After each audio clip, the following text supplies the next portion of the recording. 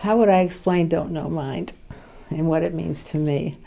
I'll first say what it means to me, because I was raised as an Episcopalian, and I went to church really regularly till I was around 16.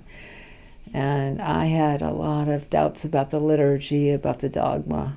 I had a lot of trouble with the prayers. And so when I heard Dhamma Sungsang say, "Only don't know," it was like jumping into a beautiful bath or something. It was just such a relief. So I pretty much understood what he meant by don't know, although I worked on it for years to completely grasp it.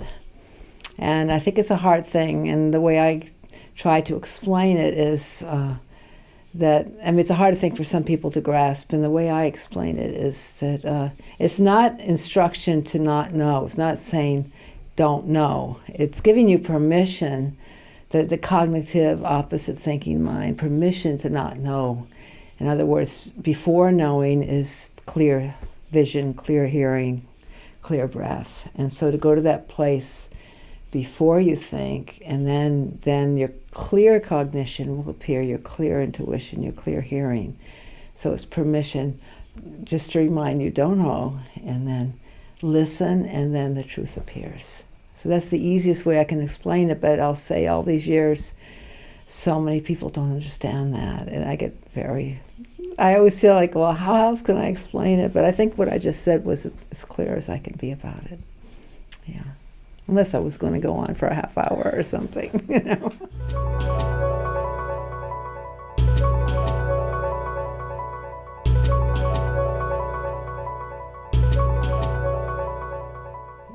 Well, I actually remember the moment that I completely attained it. Was as much as anybody can attain it. I was working a night shift.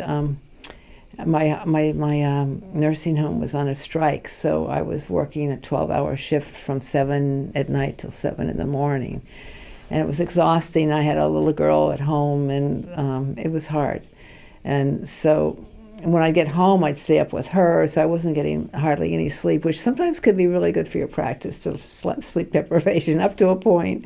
So I was driving home, and it was probably around 7:20 in the morning or something, and I was pretty exhausted, and I always was saying, well, what does don't know really mean? Like, what does only go straight don't know mean?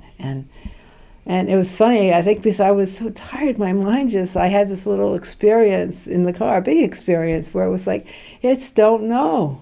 You know, it's just that doesn't help anybody who's just listening to me talk right now. But I got that don't know is don't know. Because I didn't know. I thought I didn't completely know, and then I got, that's it. That place where you just don't know. And it was wonderful. So I guess I could say that was my peak experience.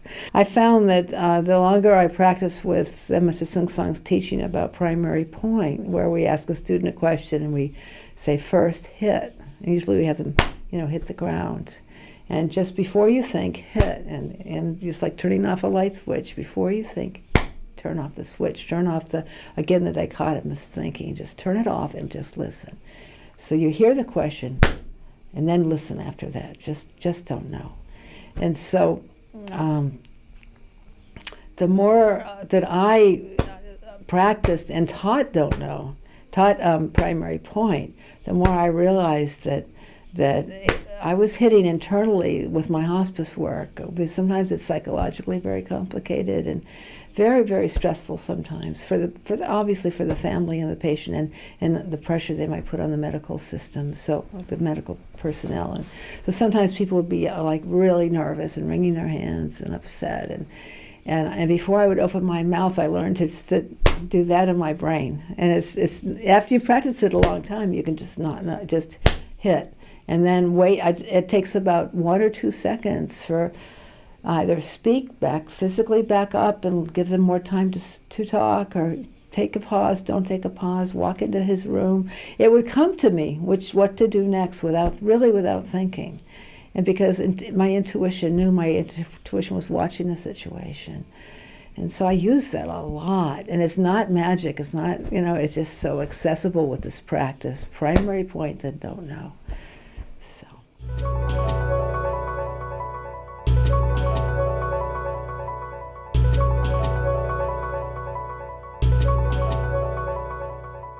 Well, if I met him through looking for an apartment, and his apartment was downstairs, and I saw that there was a sign for a Zen center, and I had been looking for a Zen teacher, but I thought I was going to have to go. There was a pretty well-known teacher in Rochester, New York, and I thought I was just going to save my money and go to Rochester, because he taught koan practice. This teacher, he was from the Japanese tradition. He taught koan practice, and I knew I wanted to do koan practice.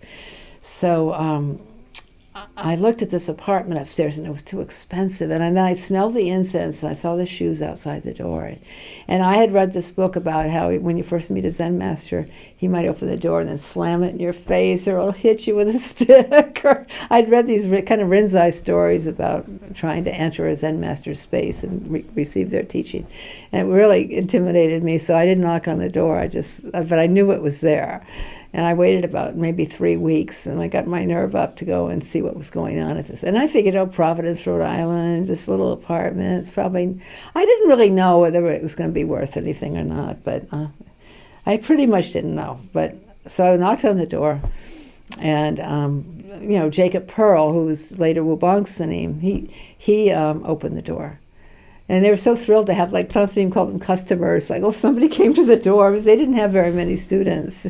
He was like kind of giving me a lecture at Brown. He had just gotten there, I think I probably met him 3 months after he arrived in the country. So Jacob was going there, Wubong Sanim, and a couple of other Brown students. And so they were there, and so they showed me around. It wasn't much. It was only a 2-bedroom apartment, and a dining room, which they turned into a dharma room, and a kitchen. So they showed me around, and then they introduced me to Zen Master Seung-Sahn, who was on the floor in a T-shirt doing calligraphy.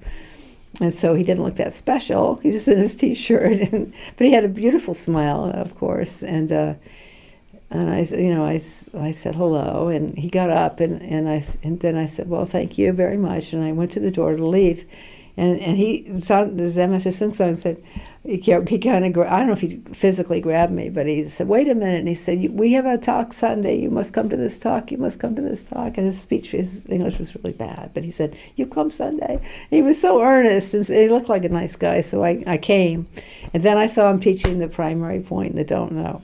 He had a Japanese. He was American. He taught at Brown, and he spoke fluent Japanese. So Sansanim spoke fluent Japanese. So Sansanim would give the talk in Japanese, and then the Japanese scholar would interpret it and spit it out. And like Sansanim would say something that lasted about 2 minutes, and his name was Professor Pruden, he'd take about 10 minutes answering the question. So he was intellectualizing the answer, And Sansanim knew, even though he did not understand English, he knew he was elaborating. And so he'd say, you stop that, only I gave short answer, you give short answer. Like that. So I saw how funny he was and how direct he was. And I just liked what he was teaching. He was incredibly enthusiastic, very, very, and he was spitting when he talked. He was so excited, I loved his enthusiasm and his sense of humor right away. So I just kept coming, and then I took precepts about a month later or something. Yeah, so.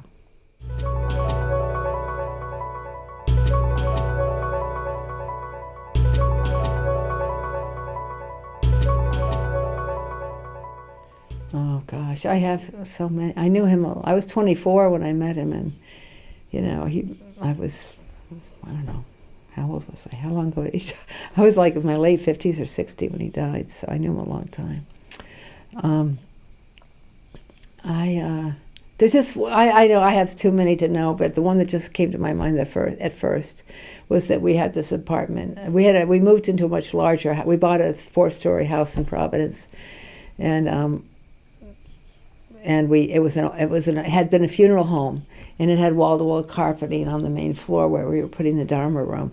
And so we just had the carpeting. We had it cleaned and vacuumed. It was very old, tacky carpeting, but we didn't have any money to get new carpeting or get a hardwood floor. So we had tried to make it look really nice, and then the building was so old that it had those old-fashioned water heaters that drained from gravity. They're sitting there and they drained, like the biggest tank was on the 4th floor, and then when you called for water, it would go down by gravity. So somebody was cleaning the kitchen floor with a mop, and they banged the copper pipe in it on the 2nd floor, and the thing just drained, 3 tanks of water onto the dorm room floor. I mean, the ceiling was wrecked, and the rug was soaked, and it was a wool rug. So it started to shrink. It was summertime, it was hot and humid, and we were trying to dry the rug I've got all these fans, and because we were having an opening ceremony for the place in about 3 or 4 days. So he's panicking, and he's trying to get the rug all dry. He's helping us, like just shoulder to shoulder, and then the rug starts to shrink away from the wall because it was wool, and it was soaking wet. So it's shrinking, and it ended up to be almost 3 or 4 inches from the wall. He's like pulling this. He's like doing everything he can to get that rug back to the wall, and it was pretty much impossible. But the effort that he made, he's getting nails and tacks and knocking them down, and he's pulling it some more and knocking it down. He just wanted it meant so much to him for the place to look nice for the opening ceremony. It was just Korean people. I think most people, of course, if they own a church or they love their temple, they wanted to look the best. And we were just these old hippies, young hippies, and we didn't care if the rug shrunk or not. But we saw how much he cared, so we just started to really, and we had to repair the ceiling, and we got it all done in 3 days. The place looked pretty good by the time I just saw that how much he cared, more than even the effort of, he was only at that time about 45, so he was able to do it, but he cared so much. So I was like, wow, this guy really cares. So that was, I have 100 more stories, but that was my first one when I was super impressed with him, yeah.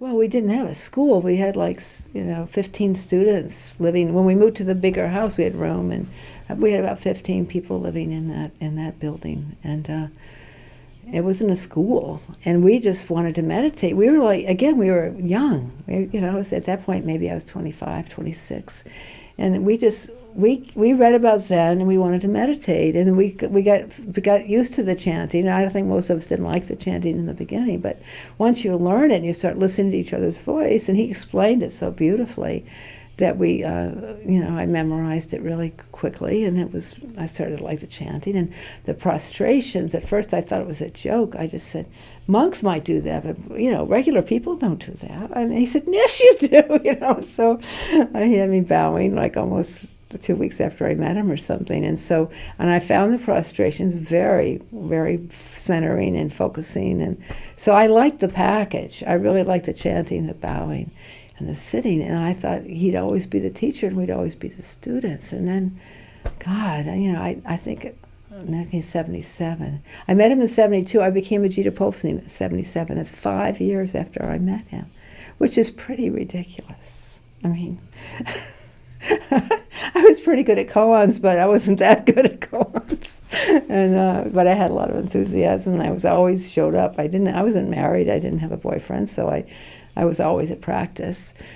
So he promoted me to teach, and we didn't even know what that meant. But he said, "You can help when I'm gone. You can just ask the koans that you understand. Ask them the koans." And I'd had so many koans with him, so many interviews that I knew how to conduct an interview. So I just had to. I just follow. When he would ask you to do something, he was really telling you to do something, and I never wanted a guru or anything, but he was my teacher, and I didn't.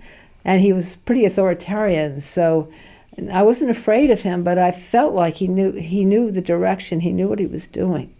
And I could really feel that, even though I didn't know what he did in Korea. I didn't know who he was really, but I knew he really wanted me to give interviews when he wasn't there. So I went along with his ceremony. It was nothing like they are now. It was very short.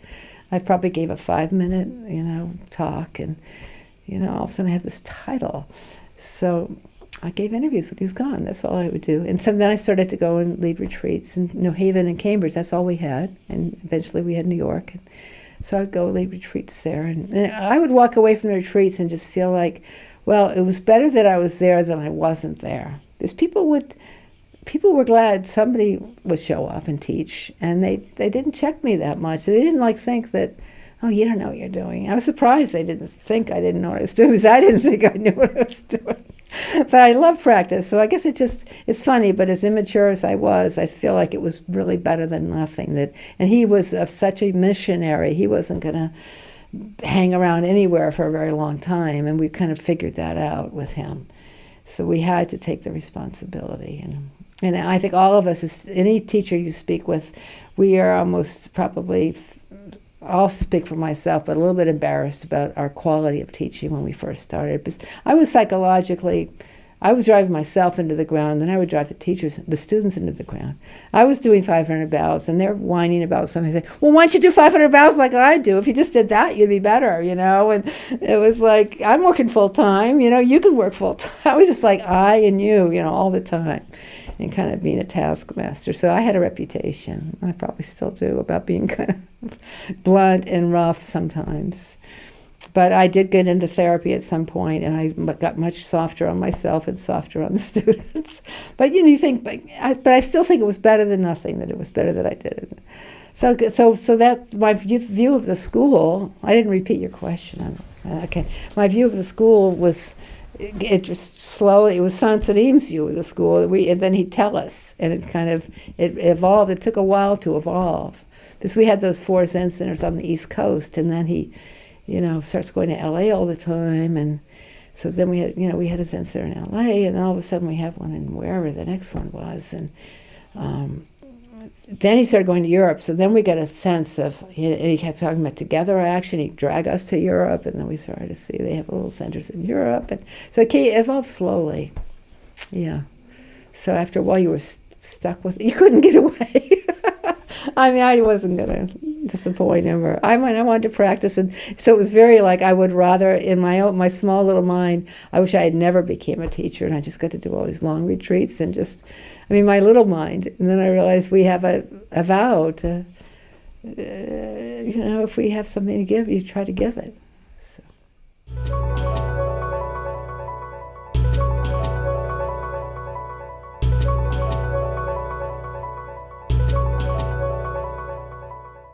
Well, for one thing, just from my own perspective, when I'd never had money to travel, and I had my child, and I worked full time, so I just started traveling when I finished kind of paying for my daughter's college. I'd had time and money to go to Europe or go to Asia, and actually they would pay for it. I didn't have to really pay, but so I've been to Europe, I don't know, maybe 4 or 5 times, and I've been to Asia 4 or 5 times, and I've learned culturally so much. If you just stay in America all your life, you don't realize. I am so impressed with both of those parts of the world. Those are the 2 parts I've been to, but there's a lot of sophistication and a whole different culture and a different sensitivities. I like Americans. I really appreciate a lot about Americans, but there's a lot of really positive things that Americans don't have that I see in Asia and Europe. They're different, but I wouldn't have had that knowledge or that wisdom to see that. And so now I'm just so glad I'm not just an American. And then I talk and Skype with people in both of all those places, and they're telling me, it's just I've learned so much by knowing people all over the world. It's such a privilege. And I don't particularly like to travel, but I like meeting people, and I really love meeting people from different cultures. So the first time I went to Poland, my daughter was 6, I brought her with me. So it was 1970. It was 1984, I took my daughter to Poland. There was still communism. There was men with rifles on the streets, and it was the first time I'd left the country, and I had her with me. So it was pretty amazing. And they were taking me from the airport to the Zen Center and there was a lot of traffic, and there was no money, in the Sangha, and we were in the back of a van that had no windows, and there was of course, everybody wanted to pick me up at the airport, because that's good manners. So I think there was like a couple of people in the front, and there was about 10 people in the back of the van, me and my daughter and the rest of them. And there was nothing to do, so I started chanting. One of us just started chanting the homage of the three. I said, let's do the chanting. And Sansanim said they know all the chants, but it's because all of our chants are in the type of Korean and Sanskrit that comes from Korea. And so I had heard they knew all the chants, but it was like amazing to be with these Polish people who spoke no English and to be able to do those chants together, and then I really started to feel what Sansanim was saying about together action, and the whole world is a single flower. I started thinking, we have to break down these walls, we have to break down these barriers. And everybody was so delighted, that we were all chanting together. And it's love, you really start to feel love between people even when you don't speak the same language. So I never would have known that. So I started to really appreciate the fact that Sansanim was so boundless with, he knew already that borders are a poison, really. So, yeah.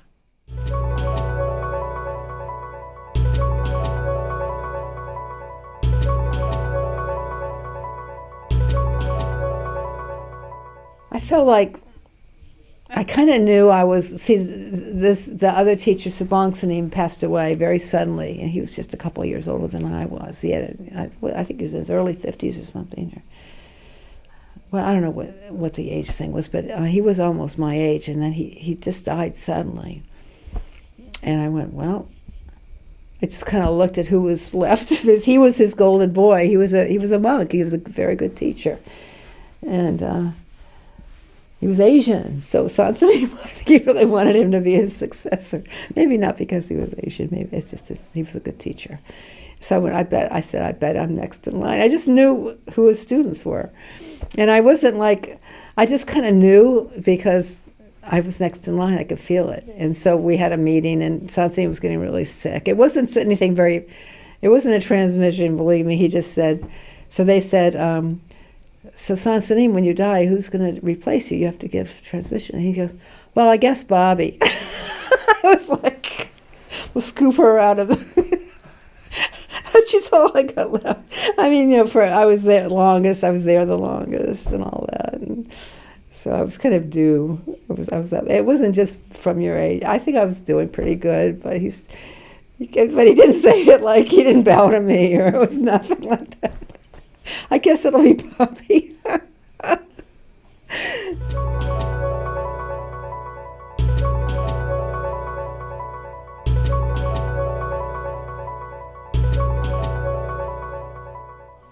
Well, Sansanim he was fairly autocratic the way he ran things, and that's the way they do it in Korea, and it was very hierarchical. But he always, when I first met him, he said some of my best students are lay people, and the best lay people are women. He said the women worked really hard, and he would compliment how women are able to do things, and so. He was good that way. He still really wanted us all to become monastics. He really pushed for that, and so not so much. If he could get you to cut that last mind hair, and let go of your family desires and all that, he would like that. But he had that wide mind where he really could tell when someone was really helping and someone was really clear. And so when I really loved koan practice, and so he gave me as much of a chance as anyone else, and he'd really encourage me in the interview room, and he'd be so happy if I answered it correctly. He'd just be, so it made you feel so good, and then if you didn't answer correctly, he wouldn't shame you. He'd just tell you to keep working on it, and so I just thought he gave any woman as much of whether they were Asian or American, it didn't matter to him because it was way beyond that. He wanted you to answer the koan. He wanted you to get it. And he really wanted you to get it. It wasn't like it was, because I sat with other Zen masters when I was promoted, before I became a Jita Popesing, we had to sit with them. And then I sat with them again before I became a Zen master. And it was like this, a lot of them, I only sat with like 4 teachers there from the Japanese tradition, and some of them were American, some of them were Japanese. But there was a mystique and a something. It was not, you didn't get the feeling they wanted you to answer the koan. And Sansani was like practically spoon feeding you the answer. I mean, he's correct relationship, function, situation. Think about it. Hit again, try again. And so it was just so nice to have a teacher that wasn't making. There was no curtains, no secrets. And he really wanted you to shine. So I really always felt like he didn't care if you were a man or a woman,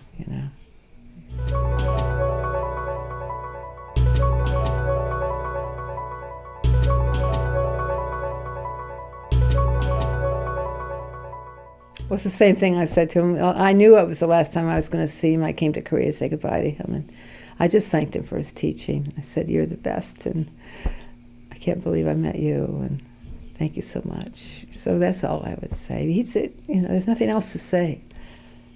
And my biggest gift to him, or my biggest thing, is not to leave the Zen centers, to hang in there and not quit. And believe me, sometimes it's hard. I didn't think I'd have all this, for one thing, responsibility, but also having to rub shoulders with so many people, because I tend to be shy. I'd rather stay home, and I never went to parties, even before I met him. I wasn't a party person. It's not like I don't like people, but if I just wanted to see them as a nurse or see them as just one friend at a time, that's the kind of person I was, just one-on-one, or maybe 3 people would be the most. So then you get stuck with all these people, and so sometimes I'll get in a tired mood, or bad mood, whatever you're going to call it, and a couple of times I've said to Mary, I'm up to here with the quantum schools. It's just my small mind again. It's like I'm tired, and it's like somebody's having a problem or something. But then I just and I never would quit. I never would get off the path. I know I wouldn't. And Mary, my partner Mary, always says that. She goes, "You're not going to get off that path." I said, "I know." So, and he never got off of it. So he was a huge inspiration.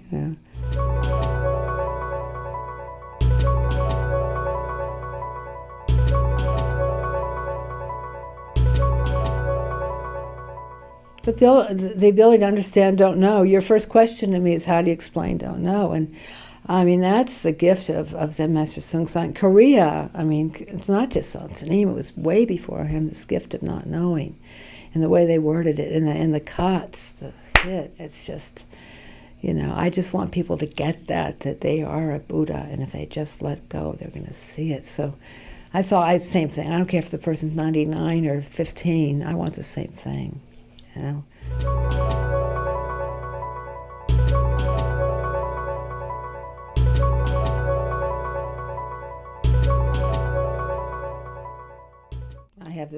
I've been working with Kathy Park on this international initiative now. We've been talking about it for a good over 2 years, and we Skype frequently.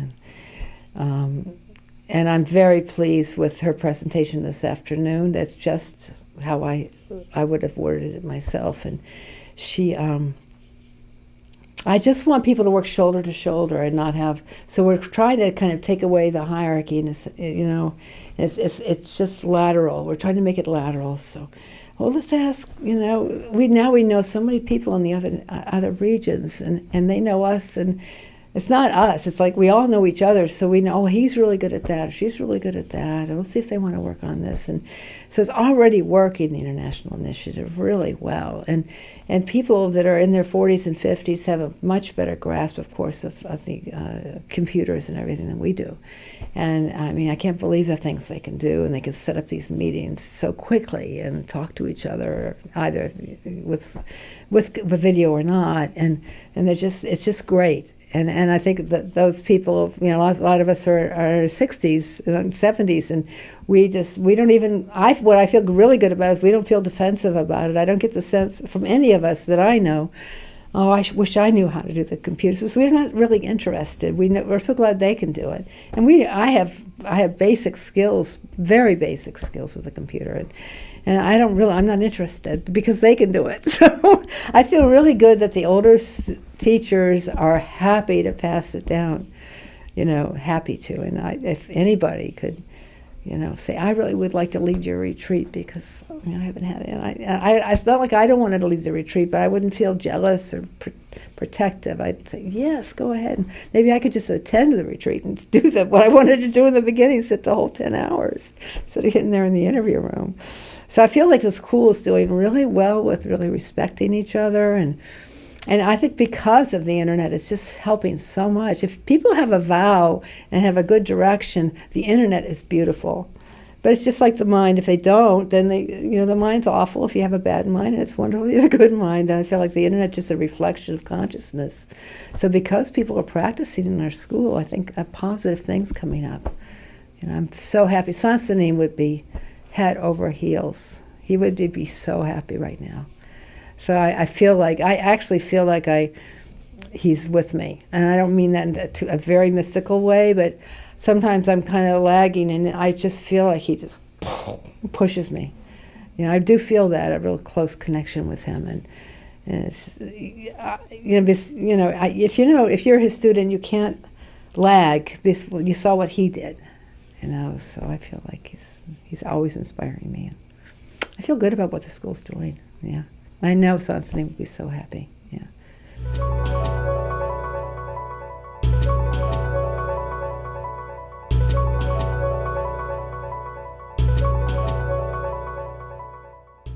Well, there isn't a group. That's the thing. We're waiting for them to appear. We would love to pass the torch, and so a lot of us are going, well, what can we do?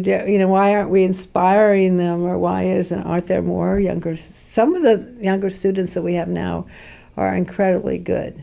They're doing really well, but there's really nothing I can do. Just like there was really nothing Sansanim could do for me. I had to have that fire.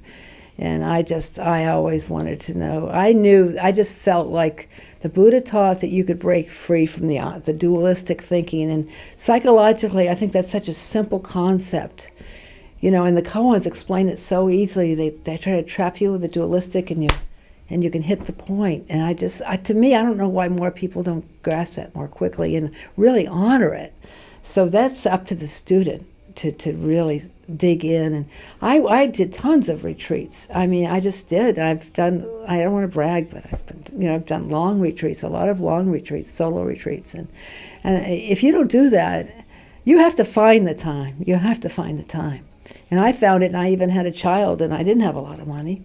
I found the time and the money to do it. So that's up to them to want to break out of their crap, It's horrible to just keep running into walls, and all this up and down emotional stuff that happens like between age 20 and 40. It's pretty rough, I think. And so practice, get out of it, And I really don't think there's a lot we can do. We're trying to teach as skillfully as we can, but that's,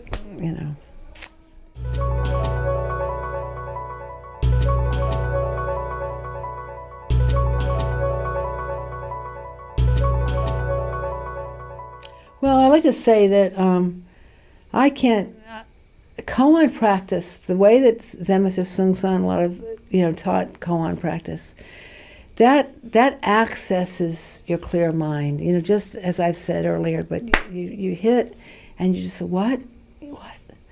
And that, even, it doesn't matter whether you answer the koan, but the fact that you have that question can go to your breakfast table, to your work, when you call your mother, whatever you're doing, that what and how is it, and correct function, relationship, situation. So I feel like the koan practice is so vital and so helpful. And I just think that that's our real gift in the quantum school. We have so many gifts in the quantum school. I love the chanting. I love that we let people, when they're meditating, they can stand up. Now that a lot of us are getting older, we're making it accommodating people that any person that has any kind of physical disability, they can come, and we figure it all out so they can be in the room as much as they can. And I just want to keep trying to accommodate and keep inspiring, because this world needs people to look at these questions in life and know how to work with them. So this whole thing about what's happening with our climate now, and with this different strife that's going on, it's like, it's really hard, even if you have a practice. Because you're not taught to not feel it.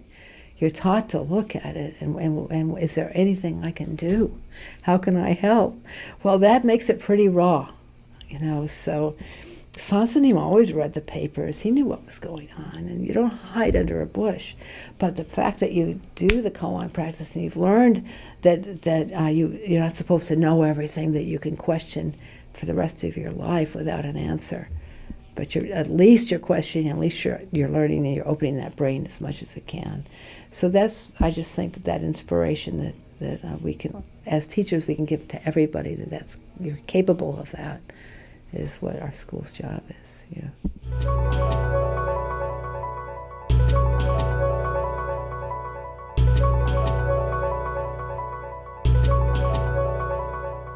What do you get from don't know? Well, I'll tell you, I did some yoga practices before I met Sayadaw Seungsan. And one time I was at this ashram, and I had fasted on juice for 7 days. And we were doing this pranayama. I was actually remember the one, it was like when you do this thing, you hyperventilate. And so I was doing this hyperventilation. I just was going on, sugar fumes from the juice. I hadn't eaten, and I was high as a kite. So I was doing this pranayama, and I literally saw my whole life pass in front of me. You hear people say that. I did see my whole life pass in front of me, up to where I was at that point.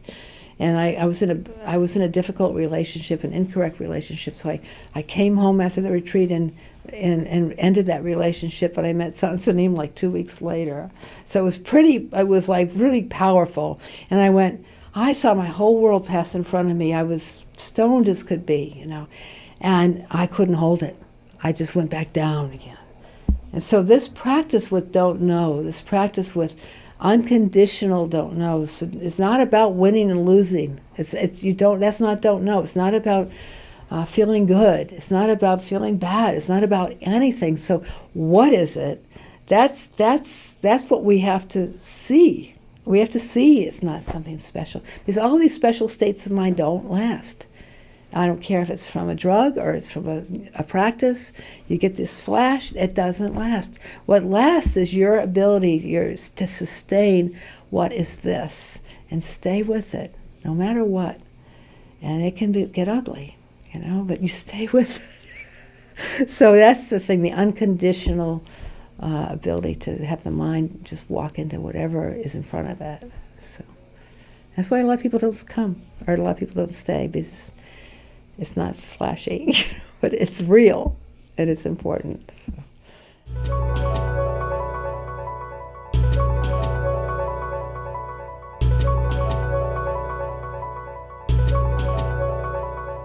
It's the Sangha, it's hard.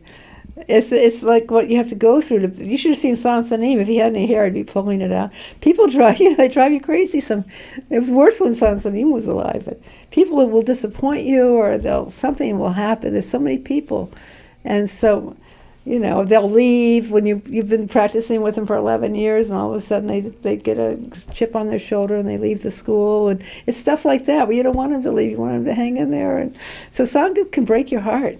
It's the best thing and it's the worst thing. So when I say I'm up to here, it's like because something's going on, and I thought we were going to get over that hump, and we didn't get over the hump. And then I realized a lot of it was my hump. I learned so much, I'm not always right, but it can be frustrating to work with people, obviously. So Sansa used to say that it's the worst thing and it's the best thing. It's people, they just, we're all crazy, so. That's why we have that formal practice where we don't talk. Just don't talk to each other. You'll get along just fine.